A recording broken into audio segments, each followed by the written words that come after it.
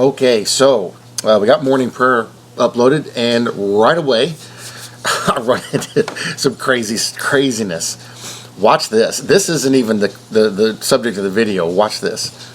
Nancy Pelosi tears up her speech. Well, me and my wife were just talking about this, and what she did is actually against the law. What she did could possibly, under the law... Really? Go lay down, Athena. Hey! Hold on. Every time. Sorry about that. They saw something outside, so I let them out to go run around the yard. Anyway, this, what she did was against the law. We were actually me and my wife were talking about that.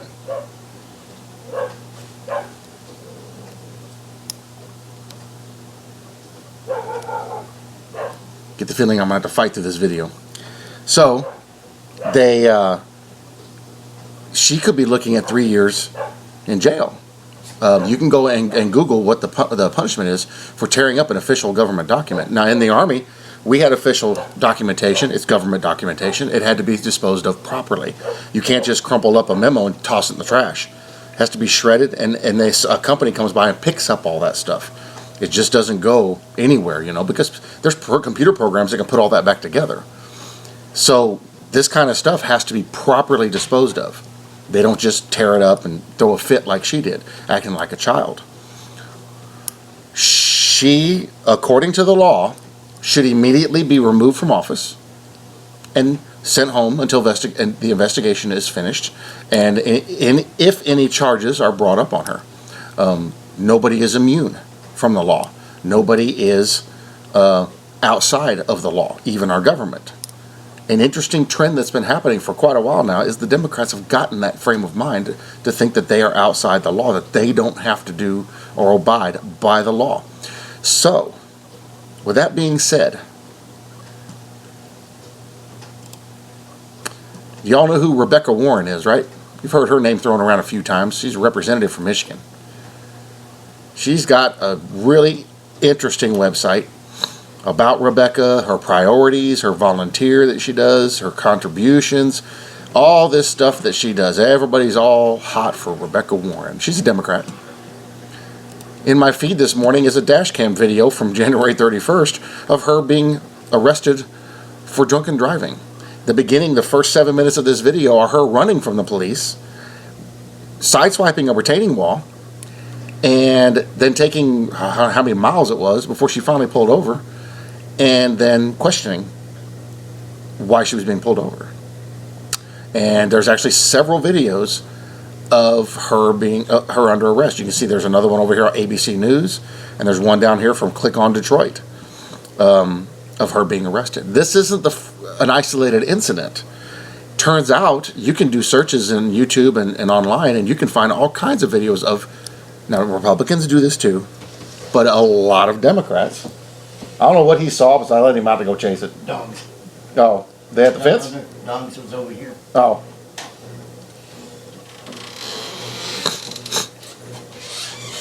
So, but there's a lot more Democrats doing this. They've got this idea in their head that once they take public office, they are outside the law. Now, there's also videos of some that were taking minor offices in local constituencies, like people would be a treasurer of a town or a city, and they do the same thing. But what separates most of them are Democrats. Only a few are Republicans. Republicans do stuff wrong, but it seems like the Democrats are worse about this kind of stuff. They put themselves in a much higher, not standard, but a much higher. Being untouchable, I guess would be the term. So you can go on YouTube, you can look up these videos, and you can watch this stuff. But this is amazing, how these are our representatives of the people. Representatives of our states, of our counties, representatives of our country. And this is the kind of behavior you're getting from people who are being paid hundreds of thousands of dollars to run our country. And this is what they do. This is what they do. This woman, she's just the representative Democratic representative for the state of Michigan. You've heard her name, Rebecca Warren. They've talked about her a bunch. She's always in the news. This woman has the ability to call an aide and say, hey, drive me here, and when I'm done, drive me back. Why didn't she do that? They all have this ability. They all have full-time drivers. Why didn't they utilize their resources? Or just, hey, drive me here, I'm going to go have some drinks with some people, and wait for me and drive me home. It's that simple. Nope. Well, mainly because you can't use state-funded resources for personal interests. So that's why they have to drive themselves. It's funny that they didn't want to violate that law, but they end up going and drinking and driving and get a DUI. Crazy, crazy stuff. And none of us are perfect. I mean, we can't cast too much of a negative light. None of us are perfect. But there is a certain line you don't cross when you're in that kind of... When you're in the public light, under scrutiny, there are certain things you have to eliminate from your life because everybody's watching you. You're under a microscope all the time. Proverbs 14:24 says, the crown of the wise is their wealth, but the folly of fools brings folly. Who knows how... I mean, she got a DWI while she's in public office. She's supposed to be removed from office. There's almost a no-tolerance policy for this stuff, a zero-tolerance policy. Yet they protect each other, and she'll still have her office, and it'll all get brushed under the rug. Psalm 14:1 to the choir master of David, the fool says in his heart, there is no God. They are corrupt, they do abominable deeds. There is none who does good. But what about the good man? What about the one who's trying to do the right thing? John 17:17, sanctify them in truth. Your word is truth. 2 Timothy 3:17, that the man of God may be competent, equipped for every good work. When we engage in certain discourse or certain offices or certain professions, there's a certain level of professionalism that has to go along with that.